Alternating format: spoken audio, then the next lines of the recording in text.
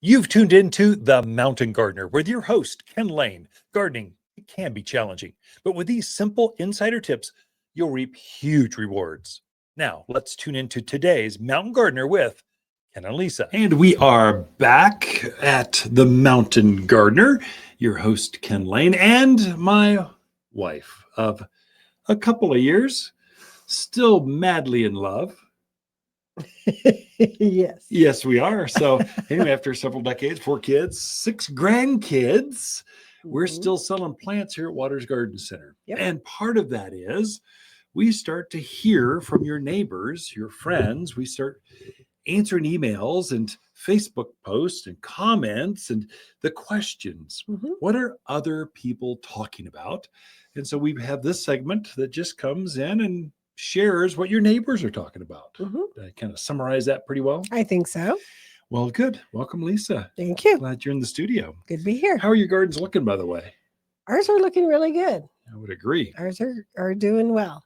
Yeah, they're like over the top. I did have to fertilize. So I saw that I had some bugs, some caterpillars were eating the budworms, were eating the petunias. I hate those things. I spritzed them with spinosad soap. So there's a special organic soap we have that's just for caterpillars. Highly effective. Oh, I was impressed. But I hit the flowers of being eaten with that. And then I hit them with flower power fertilizer. And boy, it's been 7-10 days, they're back at it going, okay, you took the caterpillars out, fertilized me. I'm just going to bloom my little hearts out. Yeah, that's nice. It is a good time to kind of preview your yard and look for insects. Some spider mites are out. Yeah. There's still some aphids going on, budworm. So it's a good idea to get out there and check those things out. Everything is growing fast right now. So you don't want to wait a couple days. Oh, I'll go to the garden center this weekend. It's Monday. Well, by the time it's this weekend, your caterpillars might eat all of your tomato plant. They might take all of your flowers. So either have it ready on the shelf. So that's what we do. We just have it sitting there. We know we're going to get caterpillars. We know we're going to get mildew. We just know we're going to see spider mites. It's just part of the game in the mountains of Arizona. It's part of gardening. It's outdoor living. Nature. And so when I see that, I go, oh, I got this soap, zip, zip, zip, fertilize it, and away we go. But don't wait a week or two, or you might have to come in and replace the entire plant, which I don't mind that. But for my friends, the listeners, we want you to be successful and just have it waiting to go and be ready and just watch things bloom. I had a gal yesterday that had a butterfly bush that was just coated in spider mite. Oh no. You can tell because it has like this glove thing that shrinks around and I was like, oh my.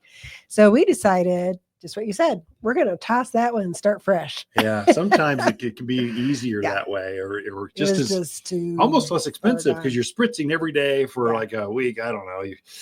Sometimes it's easier to start over. I had the same thing with a customer. They had a native juniper, a big one. I mean, a big alligator juniper. And it had the same thing. Spider mites were so bad, it was just coating this white film. Yeah, it was like a spidery webby thing. Yeah. And you can't start over there. So I said, okay, here's what we do. Here's a hose and sprayer. Here's the thing. I'll preset it for you. Just put this on the end of the hose, fill this up and spray it. Hit it like once a week until all that is gone. And then pray for rain and fertilize it with all-purpose plant food and your tree will be fine. And I'm sure it will be fine. Right. But if you left it unchecked, they'll strip that tree of all of its foliage and it will starve to death. Literally, it won't have enough tissue to have photosynthesis to create sugars. And anyway, it's just if you have problems, come see us earlier rather than later because everything grows fast right now. Including the bugs. Anyway, what kind of questions we got? Sure. So Tom wants to put in aspen. He wants to know what's the advantage of a clump opposed to a single. Yeah, good question. And then also what's the soil that they like and what's he looking at water-wise for that first season? So Tom, those are great questions. So aspens are one of the number one, maybe it's our number 2 selling tree here at the Garden Center. Of course, we're in aspen country. In Prescott, Arizona, your Aspen Creek is right there. It's Spruce Mountain's full of aspens. They naturally grow down to our level, but they will continue to grow if you put them on irrigation all the way down to, I've seen them in Cornville and Humboldt and Skull Valley and those areas. So you can go all the way down to like 4,000 foot level, but you'll have to irrigate them. At the higher elevation, the Groom Creeks, the Walkers, the Williams, yeah, you get them rooted and they'll go by themselves. Quite honestly, they even look better when you take care of them.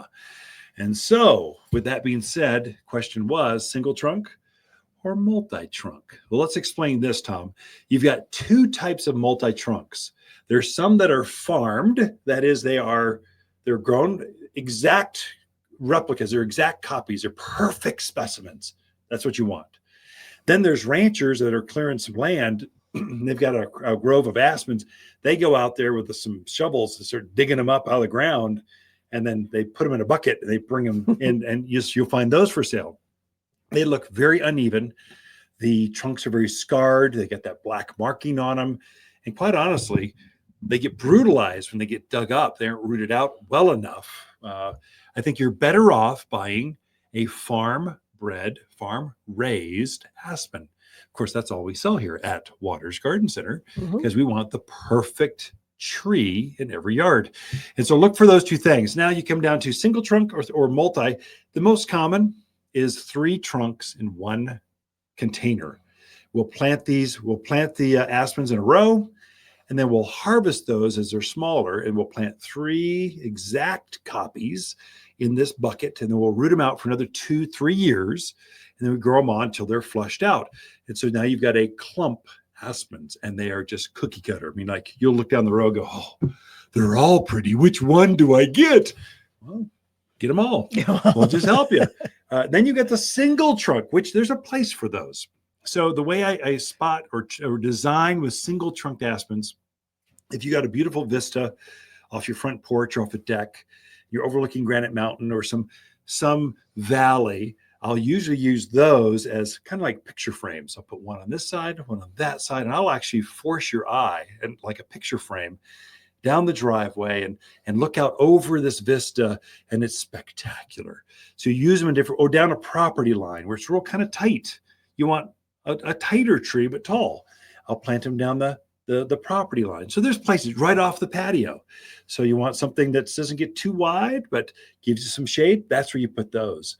But quite honestly, most will probably sell 3 to 1 multi-trunked over single trunked, but they're both available. So anyway, Tom, get down here and talk to us. We'll give you the grand tour, and rather than some emailed questions, we can actually walk you through and guide you through the whole process. Definitely. All right. Sandy has a hydrangea that some of the blossoms have done their thing. They've bloomed out. Right. She wants to know, how do you trim that back? Do you trim it like you just popping the blossom off? Do you trim it all the way back to the base? How do you? Does it say where she's from?